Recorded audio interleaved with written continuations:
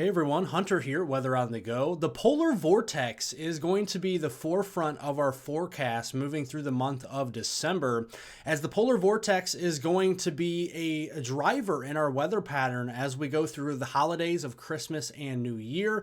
We're going to be talking about what it has in store for us as we go through the rest of this month as far as temperatures and a precipitation standpoint is concerned, and we're going to be diving into the specifics and some winter storms as well in this forecast. So make sure to subscribe to the YouTube channel. We'll keep you covered across the US, Canada, North America in general. Like the video, share it, and hype it. Also leave a comment in the comment section down below this video. You can also follow me over there on Facebook here for more quick weather updates. The link for that will be in the description down below the video. So let's look here at the polar vortex, because this is what's driving our cold here this Thursday morning. Some record cold temperatures down here into the Midwest, Great Lakes region, and parts of the northern Ohio Valley. It's this lobe of the polar vortex sitting over the Hudson Bay, secondary lobe over here in Asia. Notice as we go into the weekend, we're going to see a secondary lobe of the polar vortex kind of pivot its way through southeastern Canada, and it's a little bit further north than the first one here today. So I do feel that the cold will be coming back again in a strong way for the weekend. Maybe not as strong as today, but definitely a glancing blow of some Arctic air again heading into the weekend. And then once we get past the weekend, notice how it retreats back there into the North Atlantic and towards the Arctic. So we look at those temperature anomalies this afternoon, and it's no surprise we have a deep snowpack on the ground, clearer skies, we got light winds. That is a recipe for a cold winter day across the Midwest and into the Ohio Valley. And then it's exactly what we're seeing, right? We're seeing 30, 35 degrees below normal temperature anomalies extending from literally Iowa through Illinois all the way back into Quebec, Canada. And it's that piece of the polar vortex that is responsible for that. As we head into tomorrow on Friday, we're going to see a moderating trend. It will be cold, but it won't be seriously cold like it was this morning. And then here comes the secondary push of that colder air. Again, it's more of a glancing blow of some cold air, but it is cold. Again, Arctic air across the upper Midwest into the Great Lakes and southeastern Canada. Cold is the word heading into the weekend, so make sure to bundle up out there. Here are the specific temperatures that we see this afternoon. We're going to be into the upper single digits to mid-teens. That's our range here from the upper Midwest into the Great Lakes region, especially from Michigan, Wisconsin, Iowa, Minnesota, and northern Illinois. That's kind of the bullseye for the most cold Arctic air for this afternoon. We see that retreat a little bit as we go into Friday, albeit pretty cold up here in northern Maine. I think we're into the upper single digits for highs tomorrow. Recovering to the 20s on Friday across those areas that were really cold today in the Midwest. And then here comes the cold again Saturday into Sunday. Again, this could be single digit cold down here into Iowa, Minnesota, eastern Dakotas, and Wisconsin again. So make sure you're bundling up if you have any errands to run this weekend. Church services Sunday morning, going to definitely be chilly. Here are your low temperatures. So starting off the day tomorrow, going to be chilly. Some record cold lows across the Ohio Valley, Illinois Valley back here to central Illinois near Peoria, all the way up here through the I-95 corridor. Saturday, a little bit of an improvement unless you're up here near the U.S.-Canadian border. North Dakota, northeast Montana, into northwest Minnesota, going to be sub-zero to start Saturday. And then Sunday, we see that widespread 15 below with our air temperatures come right back. So it's going to be a cold Sunday morning. Again, make sure to start the car early if you're heading off to church or any errands you may have to run.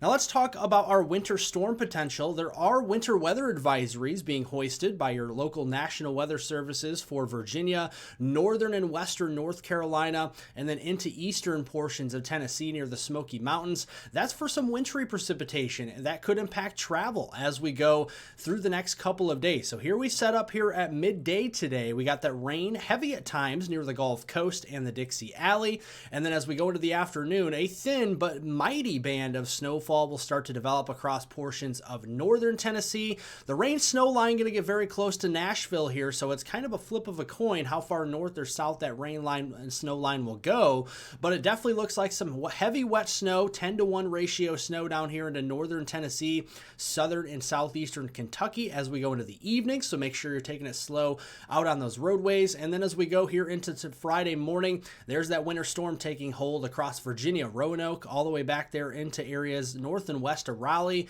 and into Asheville, North Carolina. Some of that could be piling up again, 10-to-1 ratio snow. It will be exiting eliciting as we go into the afternoon on Friday, with a rain band extending from Texas all the way towards South Carolina Friday afternoon. And looking at those snowfall totals, it's not going to be a major winter storm where we see a foot or so of snow, but it definitely is going to pack a couple of inches of snow to the ground here across Virginia, southeastern West Virginia, northwestern North Carolina. Got a little bit of a clipper system track up here into the upper Midwest. We're watching an inch or so of snow there. Otherwise, the northern and central Rockies will be feasting off the snow as we go through the start of the weekend.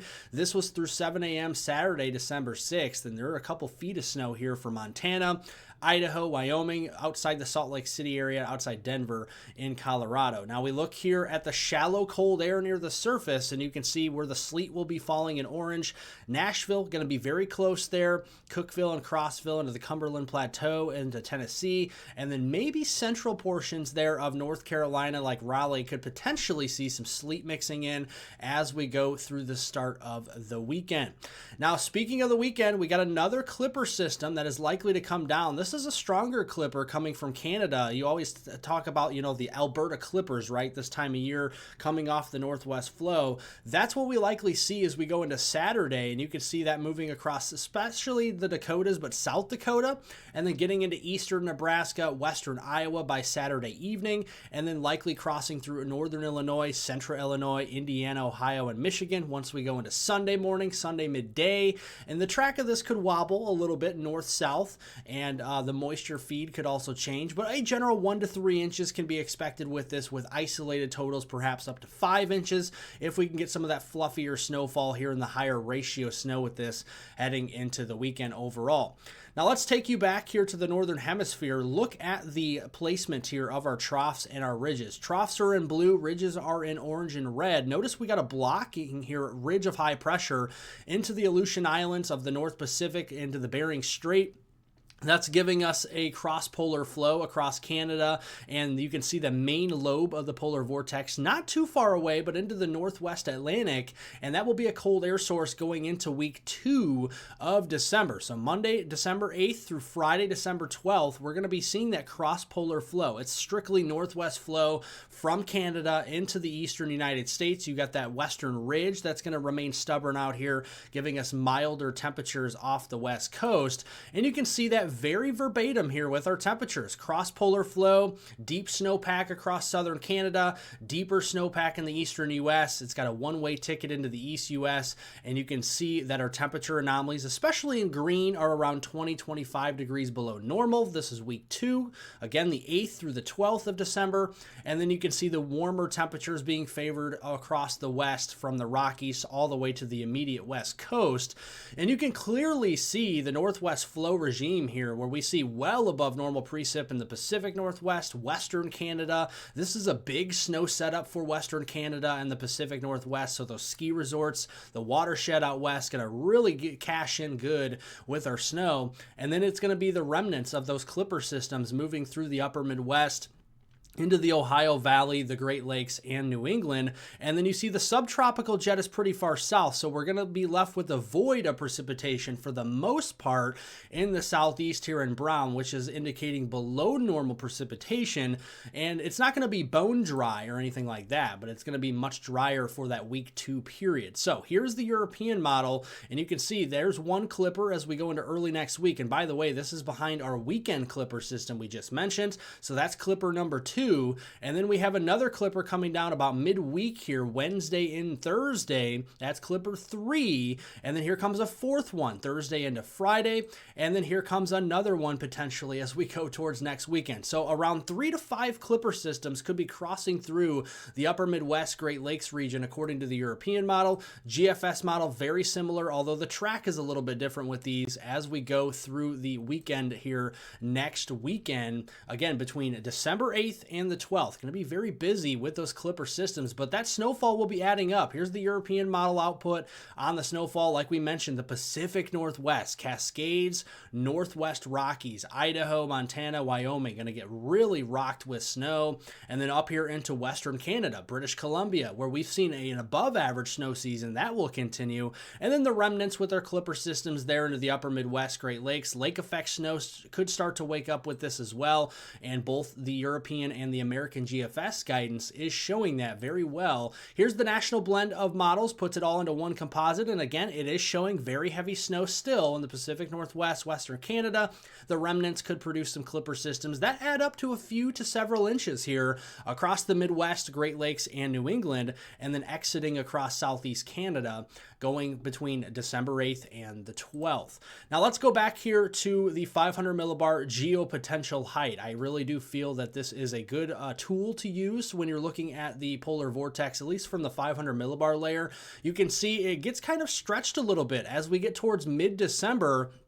And notice we could actually have a split or a displacement in our polar vortex going into week 3 of December, which is the week before Christmas. And notice where it is here in proximity to North America. It is in North America, right? So the cold air source will be there as we go into week 3. And the ensemble guidance, here's the European ensemble mean, showing that with, I don't disagree with this at all. We're getting the heavy snow here in British Columbia. We've had an above average snow season in Western Canada. Deep snowpack is going to enhance that cold, and I think it's going to carry that extreme cold down into the northern and northeastern United States, just like we're seeing here this week, although maybe to a more extreme level because of that sudden stratospheric warming event. And you can see as we go here into looking at the GFS ensemble mean, again, very good agreement between the long-range ensembles here. Western Canada seeing the core of that Arctic air, but some of it spilling with lobes into the northern and eastern United States as we go into week 3 of December.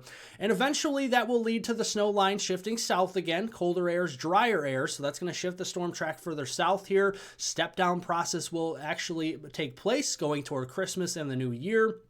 And some southern snow cannot be ruled out here in this pattern, say the Texas Panhandle, Oklahoma, Arkansas, Tennessee, the Carolinas and Virginia, Kentucky, Missouri, Kansas, those types of areas will start to see some snow chances increase.